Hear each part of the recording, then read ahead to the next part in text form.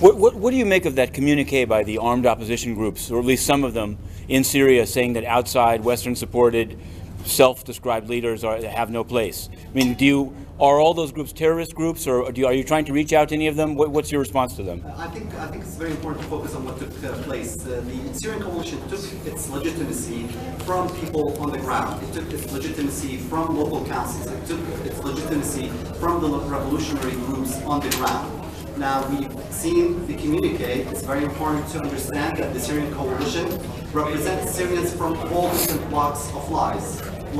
It represents secular Syrians, it represents moderate Islam Syrians, and we all share the same vision for a future democratic Syria, where all Syrians will enjoy freedom and democracy.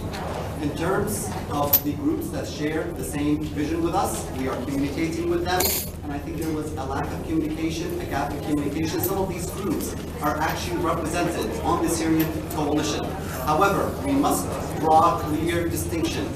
The Syrian coalition has a clear distinction from the extremist groups such as the ISIS, the Islamic State of Iraq and Sham, Jarba, the PYD. These groups they're working on a vision that does not provide for freedom and democracy for Syrians, a vision that is against the principles of the Syrian revolution, a vision that is rejected by Syrians on the ground.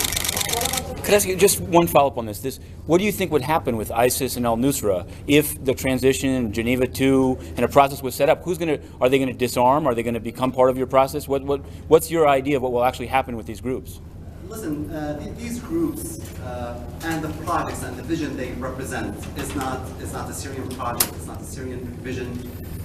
We know that these groups, just as much as we have Assad on the one side and the mercenaries that support Assad regime, such as the Hezbollah militias, the Mahdi army, those are one extremist group. We also have the other extremist groups, such as ISIS, such as al-Nusra.